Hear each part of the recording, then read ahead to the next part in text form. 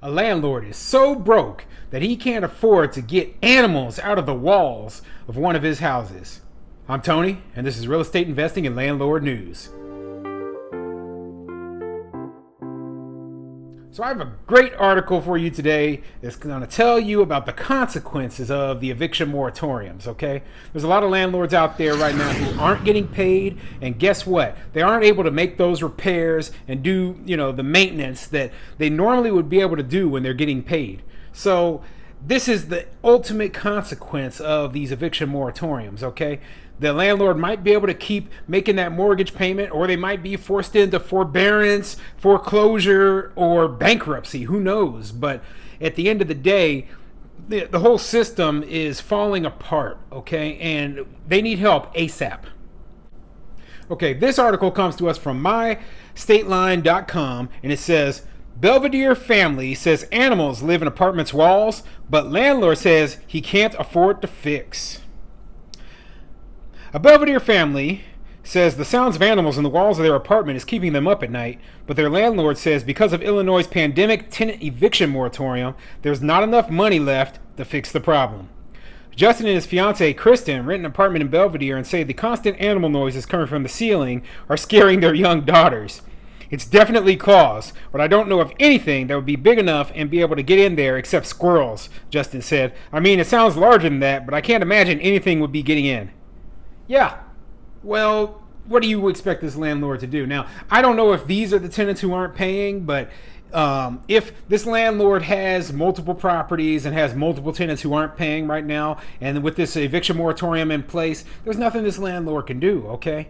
And one of the things that a lot of the news stories don't go over is that all the tenants don't qualify for the pandemic protections, okay? So you have certain restrictions put on who can actually get rental assistance, etc. And a lot of the tenants who make over a certain income level, they don't even qualify to receive pandemic rental assistance. Yet they do qualify for the eviction moratorium protections. So there's kind of a disconnect there between the two things. So you can be a landlord, have a tenant that doesn't qualify for the rental assistance, and at the same time you can't evict that tenant. Now what kind of mess is that? I mean, but that's the kind of situations that a lot of landlords are being put in. Or you could have a situation where the landlord won't even get 100% of the rent money that's due to them if they take the rental assistance. They'll get like 60 to 80%, and they won't be able to remove the tenant after they get that money.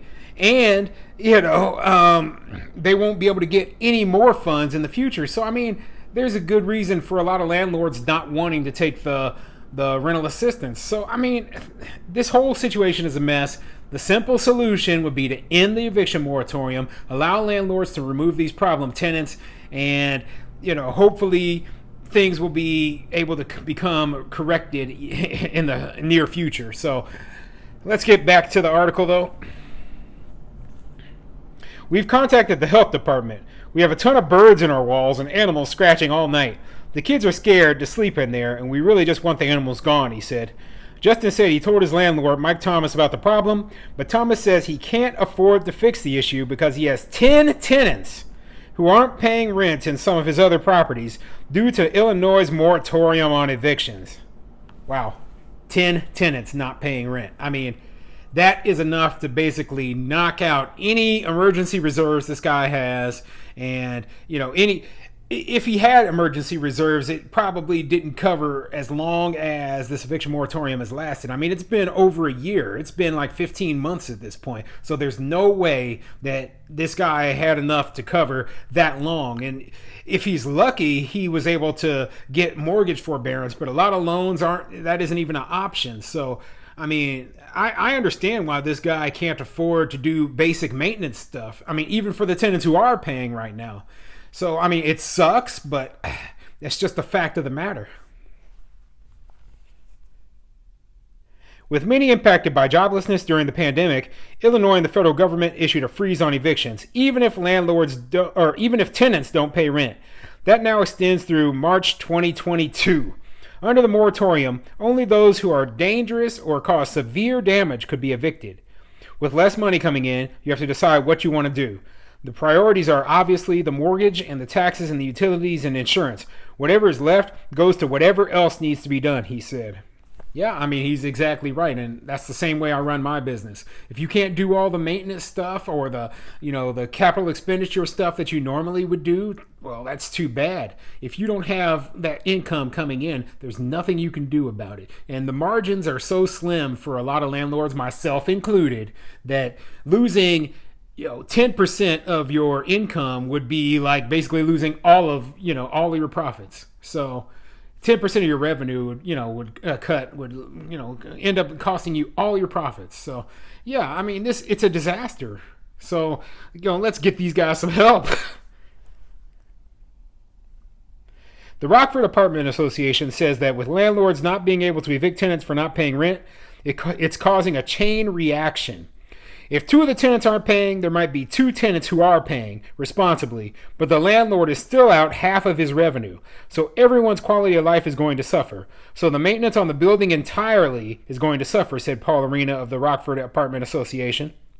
Thomas says he plans to put mesh over the vents to keep animals out of the apartment. Justin and his family say they're looking forward to the day the animals are gone. Yeah, crazy story. Not too unexpected, though, with all the moratoriums and all the madness going on.